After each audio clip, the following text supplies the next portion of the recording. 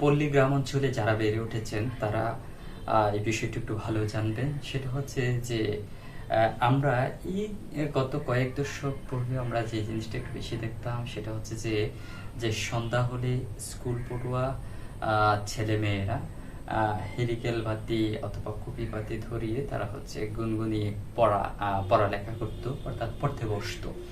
অর্থাৎ গ্রামের প্রতিটি ঘর যে ঘর থেকেই পড়ালেখার আওয়াজ আসতো, বিশেষ করে যে ঘরগুলোতে স্কুল পড়ুয়া শিক্ষার্থী আছে।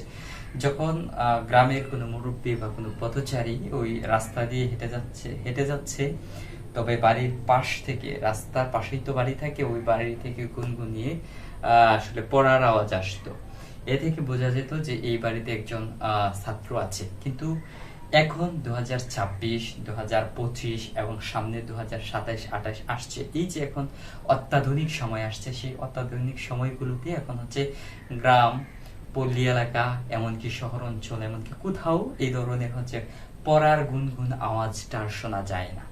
কারণ এখন ছাত্রছাত্রীরা স্কুল পড়ুয়া, কলেজ পড়ুয়া শিক্ষার্থীরা এখন হচ্ছে কোনো একটা বিষয়ের প্রতি আসক্ত হয়ে পড়েছে। তারা হচ্ছে এখন হচ্ছে কোনো ধরনের বই পড়া বা টেবিলে বসে থাকা এই জিনিসটা খুব বেশি একটা পছন্দ করে না। তারা অনলাইনে একটু পড়ালেখা করতে চায়। তারা হচ্ছে স্কুলে অথবা কলেজে যতটুকু পড়লো ততটুকু থেকেই সীমাবদ্ধ থাকতে চায়। তারা বাড়িতে যেটুকু সময় পায় ততটুকু সময় ইন্টারনেট, মোবাইল অথবা বেশিরভাগ হচ্ছে মোবাইলে, ইন্টারনেটে আসক্ত থাকে। কিংবা খেলাধুলা হচ্ছে সরাসরি খেলাধুলা না, যে খেলাধুলা হচ্ছে যেমন মোবাইলে দেখা যায়, যেমন ফুটবল, ক্রিকেট, ফ্রি ফায়ার, এমন খেলাধুলার মধ্যে শিক্ষার্থীরা হচ্ছে প্রচুর পরিমাণে আসক্ত আছে।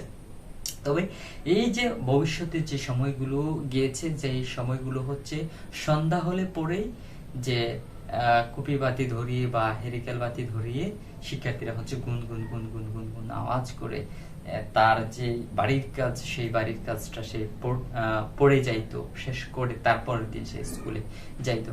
দেখা গেছে কালের পরিক্রমায় এই রেওয়াজটা গ্রামগঞ্জ থেকে একেবারেই উঠে গেছে। এখন আর সন্ধ্যার পরে গ্রামের গড় থেকে রাস্তার পাশে যে পথচারী হেঁটে যাচ্ছে, সেই পথচারী গুনগুন পড়ার আওয়াজটা আর পায় না।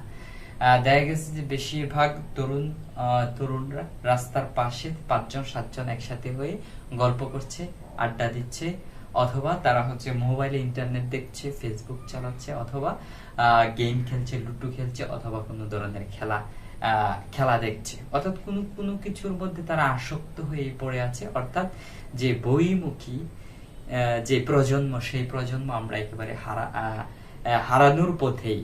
আমরা এখন যে জিনিসটা দেখি যে নতুন প্রজন্ম যারা আসছে, এটা গোটা কয়েক জন ভালো স্টুডেন্ট বা ভালো শিক্ষার্থী আমরা পাই, কিন্তু সমাজে যেই অনুপাতে শিক্ষার্থী বা ছাত্ররা প্রেজেন্ট হওয়ার কথা ছিল, সেই অনুপাতে আসলে হচ্ছে না গোটা কয়েক।